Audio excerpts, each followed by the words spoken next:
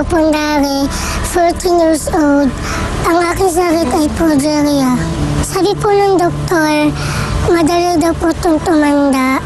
And hanggang 15 years old lang daw ang buhay namin.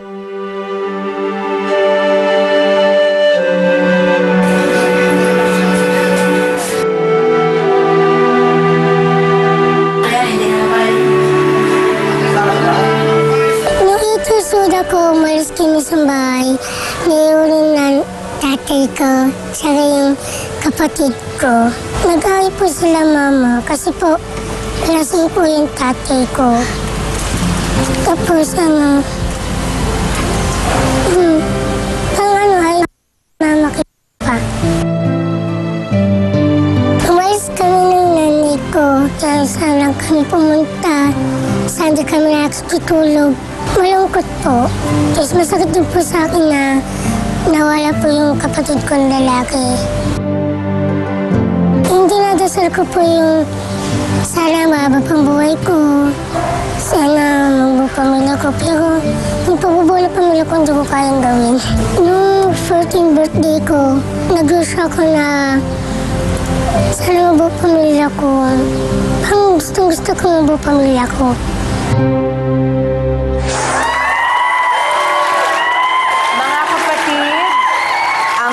Buong tapang na hinaharap ang mga pagsubok sa kanyang buhay, si Rochelle Condare. Hello, Rochelle! Hi po. Naku! Naiyak ka pala sa napanood mo. Ayan, ito anak, hawakan mo. Ayan. Tatanungin ko muna sa'yo, Rochelle, yung tungkol sa umpisang-umpisa. Paano mo, anak, nalaman ang tungkol sa kalagayan mo? Ilang taon ka nun? 6 po. 6 years old ka. Bakit, paano mo nalaman? Tinanong mo? Opo. Kanino? Sa mama ko po.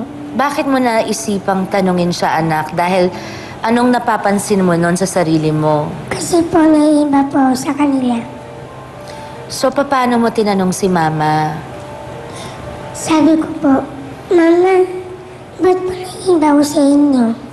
Sabi po ng mama ko, anak, may sakit ka. Ang pagkakaalam po namin, sa buong Pilipinas ngayon, 2 lamang po silang may sakit na progeria. Nagkataon po, si Rochelle ay isa doon.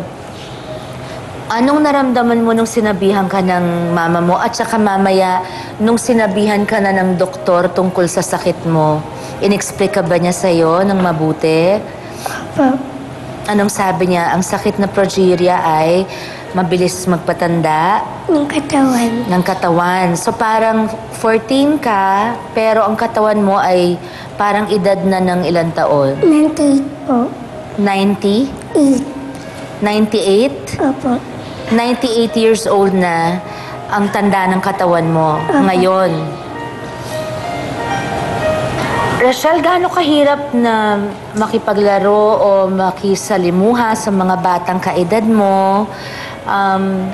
Lalo nung habang lumalaki ka, hanggang ngayon na 14 ka na, anong madalas mong naririnig sa kanila or tinatanong nila sa'yo? Mabait ba sila sa'yo? Opo. Pero po minsan po, yung iba pong bata, natatakot po sa akin. Tapos po, sinasabihin po nila ang pangit ko daw po. Napakalupit naman ng batang yon. So, Rochelle, paano ka lumalaban sa araw-araw? Kapaglaro po sa mga friends ko. Kasi masayahin ka daw di ba? Tapos, at kasama natin ngayon sa audience, mga kaibigan mo, please raise your hand. Yan, at syempre ang best friend mo si Nicole nandyan din. Nicole, how old are you?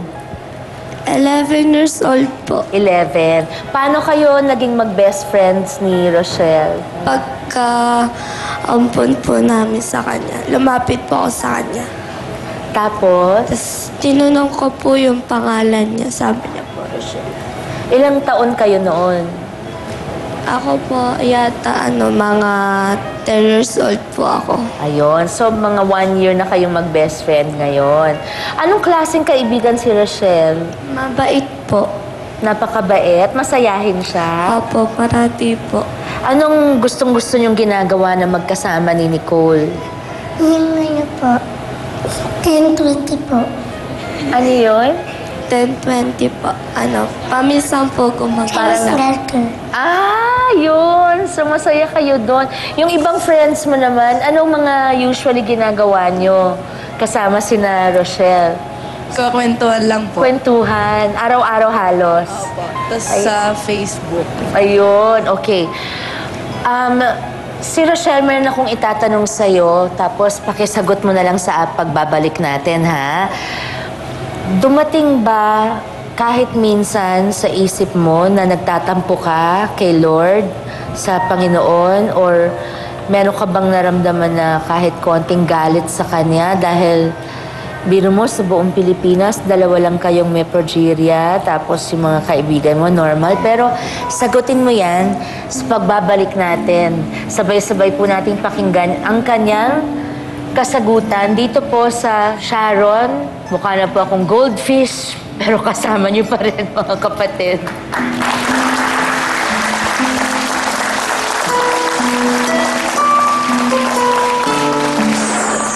Nakaranas ka na rin, Miss Kipalo, ng pag-ibig. Dahil nagkaroon ka daw ng boyfriend.